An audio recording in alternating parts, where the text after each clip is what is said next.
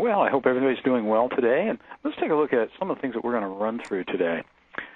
Normally when we start off doing investigations, and I'm going to make an assumption that many of you are security officers listening to me today, well, what happens is they sometimes try to hand you things that may not be something you would consider an investigation. So we're going to outline today what you accept as a case. We're going to outline the basic steps for external investigations. They're very simple, very quick. One of the things that people make a mistake with sometimes when they're new to this is not documenting the important things and not documenting when they found out about these things. Sometimes it becomes very important in your case to be able to look and see how things flow. We're going to review the importance of active listening. And while it sounds like we're talking about a particular class that you might have played with in school, a game of telling one person and telling another person, and the story changes. And you're going to find out it's exactly what happens during an investigation, too. But listening when people are talking with you is one of the most important things you can do. We're going to be remaining objective, how you avoid biases and things as we move through, and protecting confidentiality of your own staff that brings information to you. We're going to identify resources today for you that you may not know exist. And we're going to have a discussion working with law enforcement. I get calls many times from people all of a sudden telling me, well, I got the case, I know where the person is, and law enforcement won't do anything about it. So we're going to talk about what you need to get law enforcement involved and also to make sure you're going to the right people when you start to look at this and the right law enforcement agency. Security cases, one of the things I tell people, anytime that you have something, I don't care if it's a slip and fall, somebody's son comes to the ATM machine, uses the ATM machine, they turn around, come back later and say, well, we may have money missing from our account, and all of a sudden they see the son and they let it go. All that has to be documented. The big problem with many corporations, and particularly banks, they have a short memory. And it is important for us to have records to know when somebody starts to do something wrong, did we have problems with them before? Is the person completely trustworthy, or can we see where things had happened before where they stated certain things to us that weren't true? And if we've documented these cases, we've got it made. We're going to talk about case management software a little bit today as a way of documenting those cases, but you also can document them right at your desk using a basic Word program and just setting a file folder up. If you are in a smaller institution and you can't get money to do the purchase case management software, easy way to do it. And you can keep things documented just by putting the date and time, who was talking to you, what was happening, and then you've got everything documented in a way. So if you ever have to go back to refer to anything, you've got it made. And the real reason you want to make sure that we've documented all of this stuff is that many times we won't know that something went wrong until 2 or 3 years later. You had what you thought was just a minor situation. You didn't expect anything major to be wrong. And then all of a sudden one day in comes the notice of the lawsuit. But we don't remember at that point who was working that teleline, who was working in that loan office, who was there at the time this incident took place, and suddenly we're losing money and we're losing time. One of the things that's interesting is that people during investigations have to cross all the silos of the institution. So if you're going to be doing investigations, you've got to have the ability and the support of management to go anywhere as it's necessary. And as you look just at the short list of different frauds from the outside that you could be asked to investigate, and we're going to tell you right now that the steps are basically the same. Where the case may go is a lot different, but the steps are the same as we start to go through and start to check these things out. And I wanted to just show you this particular slide so we could talk a little bit about that silo effect that we find in our institutions. And we have to, they're starting to refer to it as enterprise risk management, we have to really pay attention to it. Now, with all that said, there's just 4 things, really, that I see in the steps of a financial investigation. The first is the initial notification of an incident.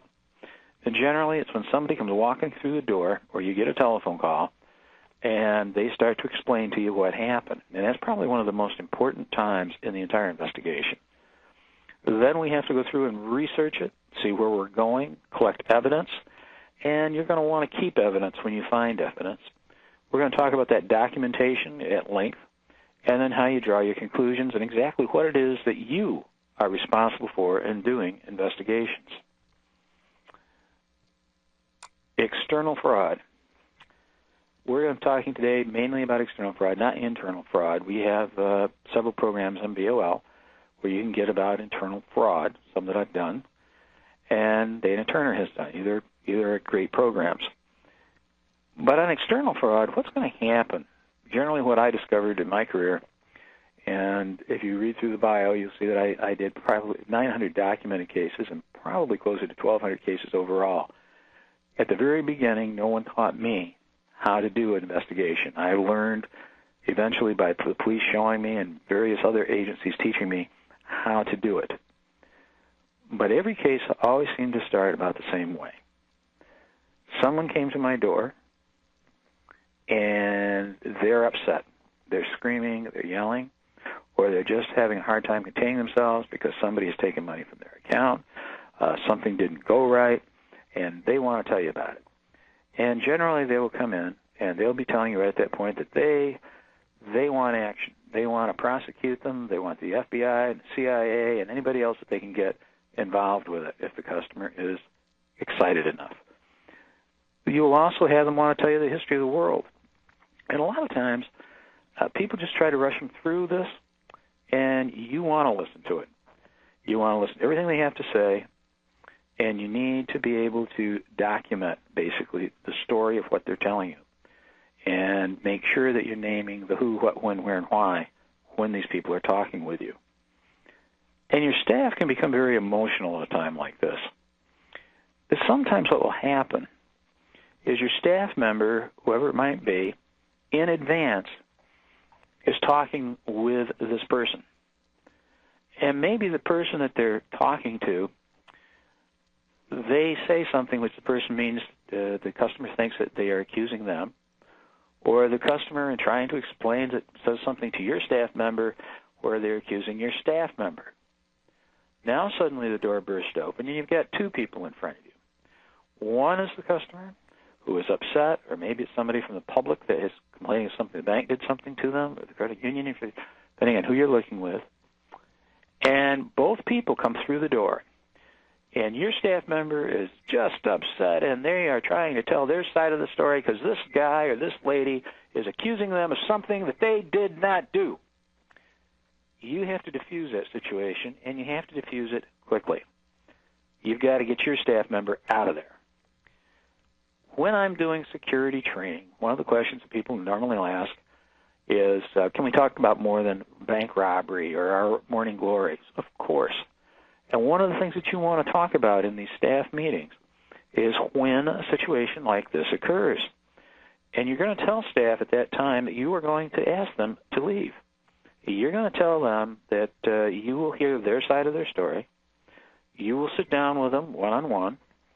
You will find out what is going on, because a staff member might be afraid they're going to get fired. They might be afraid of, you name what could be upsetting that staff member.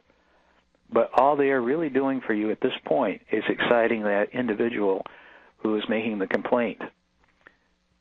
Give them the opportunity, go see them immediately afterwards and talk to them. But if you train them at security training that this is the technique that you're going to take, you're going to stop yourself a lot of headaches when the two people start arguing in front of you. So you need to get control quickly. You don't schedule this meeting for a later time. A lot of people tell me from different institutions that have never been trained or worked with this stuff that the person's there, they're all upset, and they'll say to them, you know what, I've got to go to a meeting right now.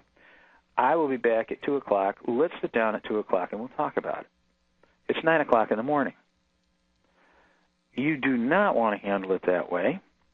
You want to do the situation, the interview, now. The reason for it is that once people leave your office, once they go away, they're going to tell somebody else. They're all upset. So they tell somebody who is a former law enforcement officer. They tell their attorney. They talk to somebody else. They talk to a family member. And somebody says, oh, you don't want to tell them that.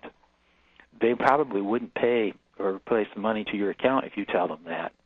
Oh, you don't want to say that because you don't want to get Aunt Gertrude's son in trouble.